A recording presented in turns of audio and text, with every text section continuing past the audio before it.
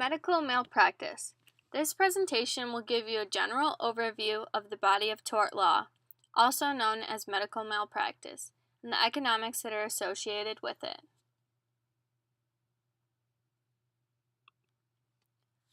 We will be focusing on the following main topics. What is medical malpractice? Basic facts, medical malpractice cases, compensation, insurance and premiums, inefficiencies and costs, and reforms. Malpractice overview.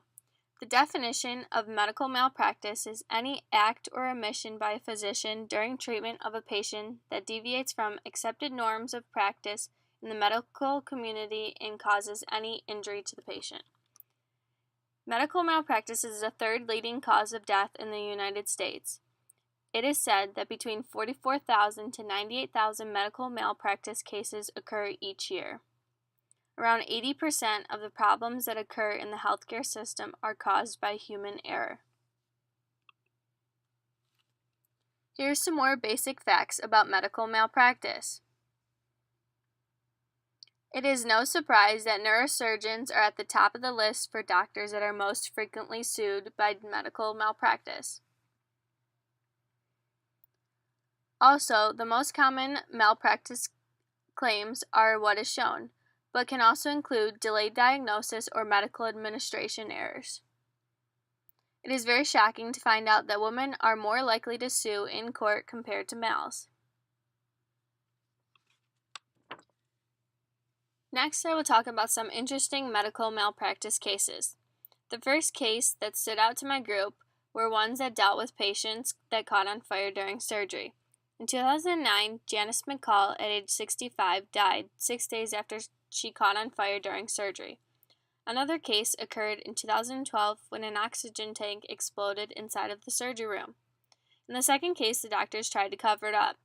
It tends to be frequent that doctors try to cover up their medical malpractice mistakes. The next case that caught our eye deals with a foreign object found in a man's body. Dariosh had the disadvantage of finding out that he had a 10-inch refractor stuck inside of his abdomen post-surgery. Each year, around 1,500 reports of foreign objects are found inside of patients after surgery. The final case, Jessica Santilla died 15 days after a heart and double lung transplant because someone had forgotten to check the blood type of the patient and donor to make sure they had matched up. The damages that are caused by medical malpractice can either be economic or non-economic. Economic damages are the monetary value of the cost, whereas non-economic damages are considered the pain or the suffering that is brought upon the patient after medical malpractice. Compensation. 4 legal conditions have to be proven in order for compensation. Number 1, a professional duty owed to the patient. Number 2, a breach of such duty. Number 3, injury caused by the breach. And number 4, resulting damages. The compensation that is owed to the patient is to be considered fair and efficient for the injured party and supposed to restore them to the state they would have been if the injury had not occurred. Such compensation costs include loss of earnings, medical bills, and the agony that the patient endured.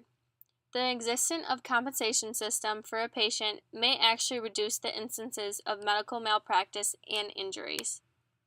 After learning what the malpractice reform is, we are going to look at how it affects insurance. In order to protect healthcare professionals from being sued, they are required to have current malpractice insurance to practice in hospitals and other healthcare facilities.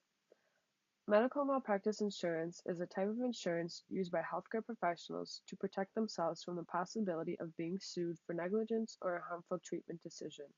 If you take a look at the picture on the slide, it's a map of the total pay amounts by state. Now we're going to take a look at how insurance premiums are decided for physicians. Malpractice insurance premiums are not entirely based on how many times a physician has been sued, but rather the coverage needed to practice, the frequency and severity of previous claims, the location of a physician's practice, and the laws in the area regarding malpractice insurance. With these factors deciding the insurance premiums for physicians who have never been sued before could end up paying high premiums. So now we're going to look at how high premiums for physicians affect patients. With malpractice suits being so expensive for physicians, they typically take a defensive medicine approach. With defensive medicine, physicians will order multiple tests out of fear of being sued even when they are certain of a diagnosis. This approach leads to high insurance premiums, copays, and out-of-pocket costs for patients. A survey done by Gallup estimated that $650 billion annually could be attributed to defensive medicine. High premiums for malpractice insurance leads to higher healthcare costs for patients. Not only does insurance pose high costs for both physicians and patients in the medical malpractice system, but other inefficiencies exist due to high payouts. As we see here, average payout amount for a malpractice claim can be as high as $1 million if that injury causes the person to be quadriplegic, brain damaged, or in need of life care.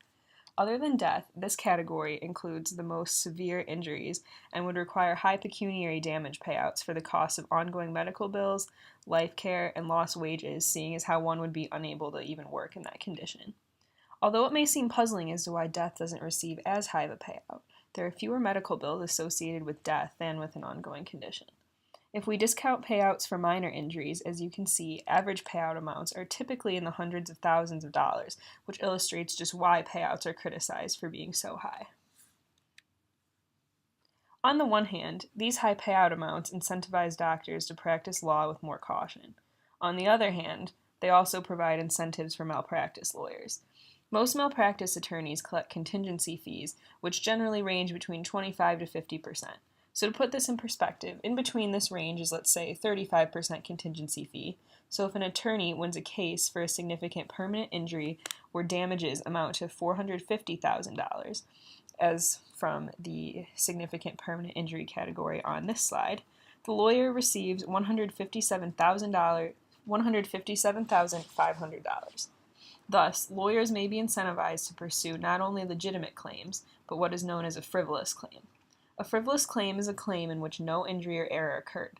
If no error occurred, that means the doctor adhered to a standard practice, but due to the inherent risk involved in practicing medicine, an injury occurred that the doctor could not have prevented. In a study from 2006 of 1,452 closed cases, 3% of claims were associated with non-injuries, while 37% were associated with non-errors.